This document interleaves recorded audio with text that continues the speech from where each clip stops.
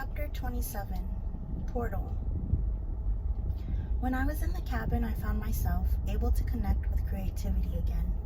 That muscle I was accustomed to using in front of a camera suddenly held untold possibilities. I started writing a screenplay with an old friend, Beatrice Brown. We'd met when I was 16, the day after wrapping a film in Shelbourne, Nova Scotia. I flew across the Atlantic. I had landed the lead in a film called Mouth to Mouth, which would be shot in the UK, Germany, and Portugal. It was my first time in London and in Europe in general. I was playing Sherry, a 16-year-old runaway who joins a radical collective in Camden Town called Spark and follows them to their commune on the outskirts of Lisbon. As typically happens in the movies, things go awry, and Sherry must do whatever she can to get away from the controlling and abusive leader before it is too late.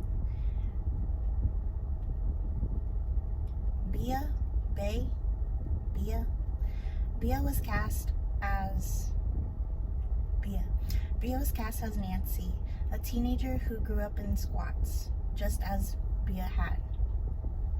The character was in part based on Bia, actually, who had often moved around Europe in a small RV, squatting on vacant land and abandoned industrial parks.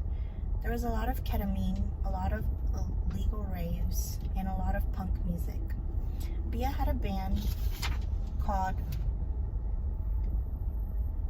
Stella Beast with Stella Nova, aka Stella New, the guitar legend who played with the Rich Kids, Iggy Pop, and Generation X. You do not meet many people in your life like Bia, if any. She is not afraid of people's silly perceptions, and if she is, fuck it, she still takes life head on. That first night in London, Bia took me around various squats in Dalston. I'd never been to a squat before. We visited pals of Bia's at one place where the floor and walls were all gray and white, concrete with very little light. Bare mattresses, sleeping bags, and blankets were scattered around the room. As we were leaving, a dude who appeared a touch strung out threw light bulbs at us. They smashed on the pavement as we briskly walked down the road. I worried about dog's paws. "This is called Murder Mile," Bia said, as one of her nipples peeked through a hole in her torn white and green vintage dress. The next squat had a very different vibe, practically posh. An old townhouse with a large backyard, a place with character, light coming through half-repaired, cracked windows. It was packed with people, some watching a projected film, others dancing to music and milling about. Someone always offering you something. I had my first sex scene on the set of Mouth to Mouth.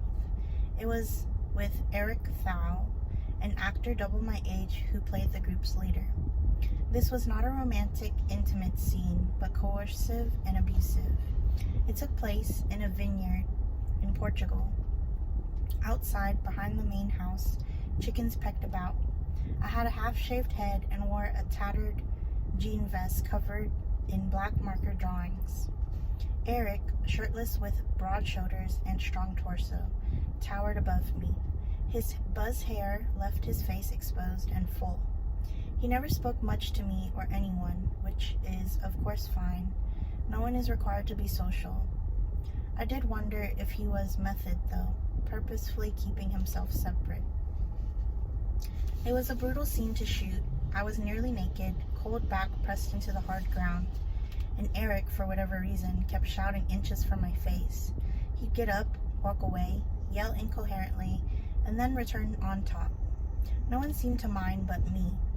After the final take of the final shot, the director sat next to me on the cobblestones and burst into tears. I comforted her. Beatrice and I speak of this period as adults, reflecting on our behavior, their behavior. What seemed clear and pure then is murky now, but I can hold that and also know this was one of the most important times in my life. Sitting in the back of a pickup truck, driving through the Portuguese countryside, ponytail blowing in the wind, Bob Dylan blaring out of the stereo, speeding by the Corsis Super trees, the trees that produce cork and make up over a quarter of the country's forests. They are everywhere. Their thick and bumpy bark is extracted and shipped all over the world. Underneath, a dark reddish trunk revealed. The color reminded me of the red soil on Prince Edward Island. They stand 65 feet tall, branches contorted, climbing up to the sky and showing off their coriaceous leaves, which do not fall. Such resilience, growing their skin back again and again. I stared at them in awe, lining the road, never ending. I love their shape, their pride, the beauty of imperfection. This is one of the moments I breathed in so hard as to never forget. Both feelings can exist, making up the whole, a fullness that I would not trade, something I try to remind myself when old sentiments turn up. Bea and I had always spoken about collaborating on a creative project, and now, she in Oxford, me in my cabin with Mo, we had the time. We found routine, discipline, and pushed when we were stuck. It was fun. I found myself stretching my imagination in different ways. I tacked colored note cards on a bulletin board in my cabin. I spent hours talking with Bea, writing, thinking. We were shocked how easy it was for us previously to have gotten distracted, to jump our lives over to something else, for someone else, to get wrapped up in an unhealthy relationship and have that become the only part of our conversations, something to distract, to get in the way. For me, I was utterly flummoxed that my brain had the space, that I could sit long enough with any of it. A mind unclouded lets the truth look through. I could sense it over my shoulder, but I was still too frightened to turn.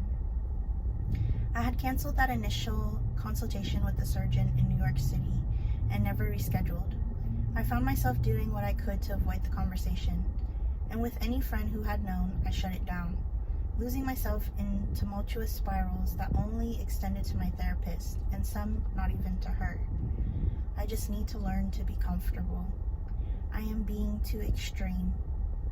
I just need tighter sports bras. You can't. You're an actor. Suck it up. Suck it up. Suck it up.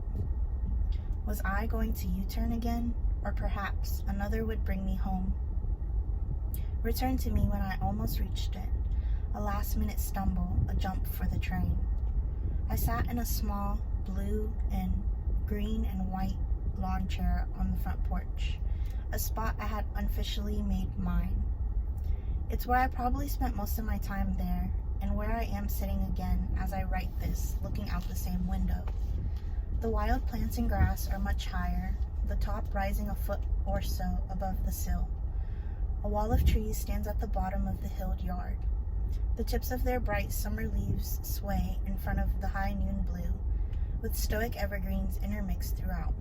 My mind kept returning to this question whenever I saw anyone who knew me, really knew me, so I asked Bea, when was the first time I spoke to you about potentially being trans? I was surprised at how long ago it was, right before my 29th birthday. The first time was back when I lived in Stroud. After a long silence, you asked me if I thought you were trans. There was like a hot tsunami of emotion coming from you. And time slowed down and everything expanded, and it felt like a relief. It was the conversation that hid behind our growing up together, back when we had no words. Or at least, I didn't, just a sensation. And when the words began to flow, it was this sweet juxtaposition of something hard to be said at first, but also so easy and light. The sense of a world finding its breath, one that resonated with your essential life force. I can state unequivocally that I would not be here without Bea. Fuck. I've made so many U-turns, it seems the dizziness has affected my memory. Receiving this from Bea prompted flashbacks. Friends I had asked, friends I had told, and again, I pushed it down, and down. I moved on to the next role, the next photo shoot, the next relationship, the next airport, the next tighter sports bra.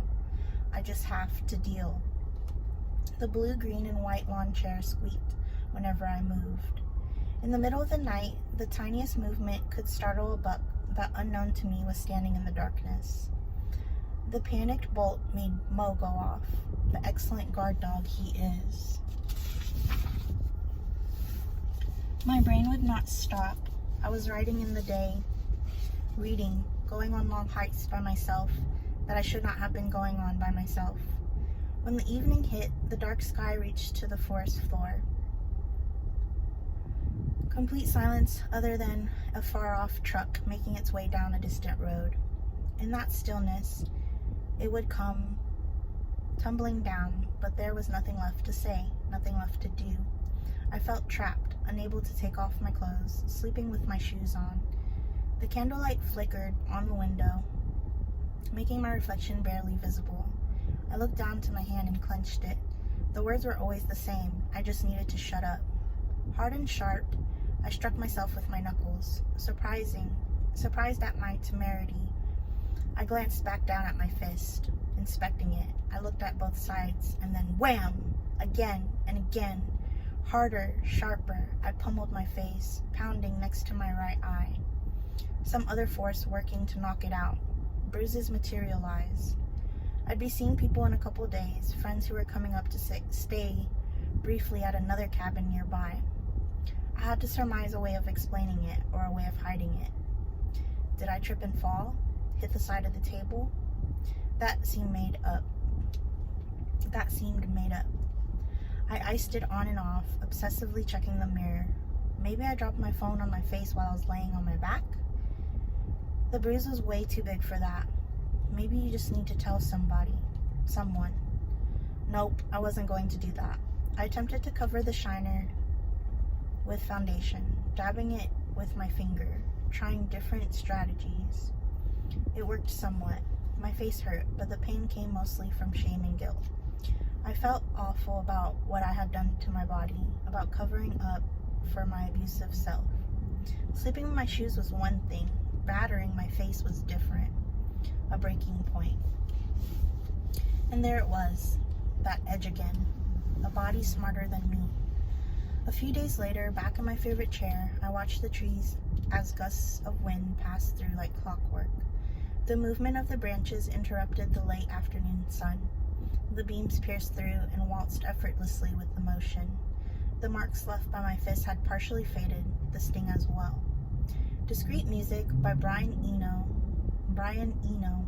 spun on the record player.